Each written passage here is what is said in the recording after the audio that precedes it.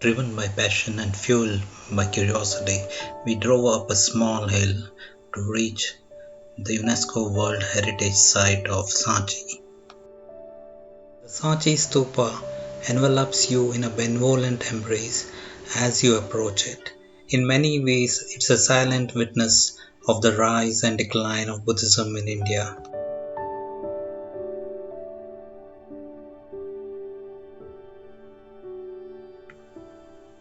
And deciphering for us the enigma of Sanchi was India's renowned archaeologist Padma Shri K.K. Mohammed. Sanchi, and just behind me is the Sanchi Stupa, built by Ashoka. Same time, what you look at, this is not Ashokan Stupa. The Ashokan Stupa, real one, is inside this one. I mean, that is the diameter of that one is 60 feet. But what you see now, this one is of a later period of during the Sunga period and Satavahana period. And this monument, it has no association with Lord Buddha, because Lord Buddha, he never came to this place. Ashoka, he was the viceroy of Ujjain. So from Pataliputra, he was coming this way. At that time, he got down at this place, and he had a consultation with some of the great merchants of this place. So one of the merchants, he had a daughter. Her name was Devi. So he got married with him, and she was a Buddhist. Ashoka was not a Buddhist at that time, and she had made a small chaitya there on the other side. Means it's a chaitya also. It's a small monastery also. And when this one, Sangamitra and Mahendra, when they went to Ceylon, they passed through this way. While Devi had a monastery built for monks, Ashok erected a stupa made in bricks.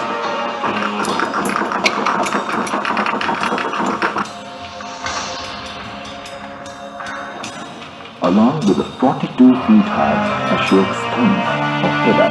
This pillar was identical to the one at Sarnath. On this pillar was inscribed Ashok's edict in Brahmi script that contained directives for male and female monks. There are Chatur Mahasthan, 4 important places in Buddhism. So one is Lumbini, where he was born.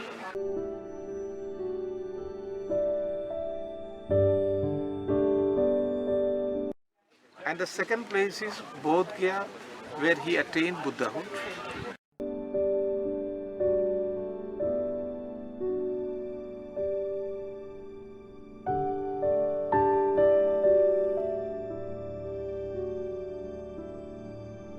And the third is, after attaining Buddhahood, he went to Sarnath.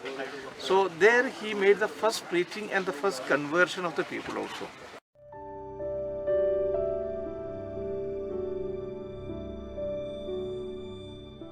The fourth one is where he passed away, that is at Kushinagar. Now the importance of this one is, look at this stupa. Does it remind you any colonial building in India?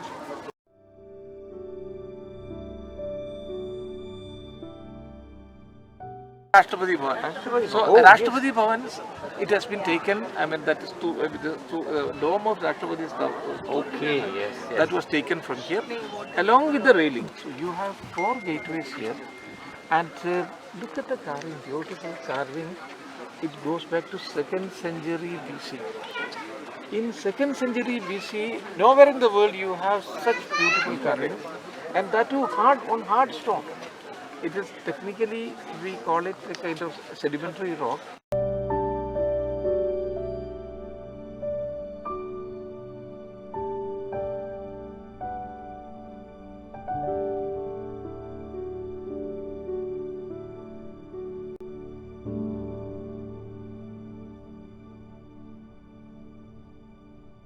Century, the whole area was completely deserted. Buddhism disappeared from India. Buddhism totally disappeared, and we did not know that Buddha was an Indian. Most of the people thought he might have been most probably from Africa, because some of the statues which was recovered from various places, that was having that curly. So because of that, people thought that he might be an African or an Egyptian at most. Even about Ashoka also, it was not known that Ashoka was an Indian. Because when the discovery of that this one Brahmi script was discovered, earlier Brahmi script was not known to anybody, but it was this Sanchi that had given them the second clue for that one.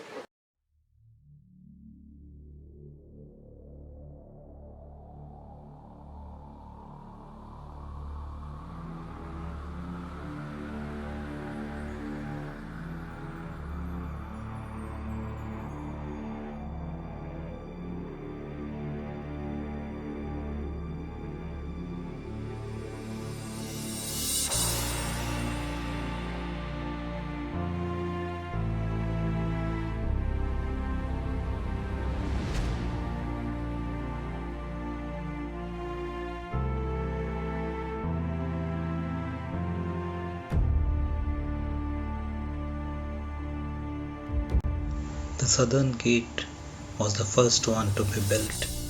It was later reconstructed in the late 19th century.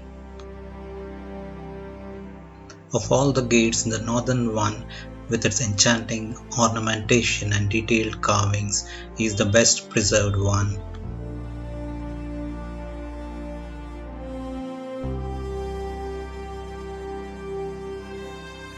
The western gate is believed to have been the last of the exquisite Sanchi gates to be built.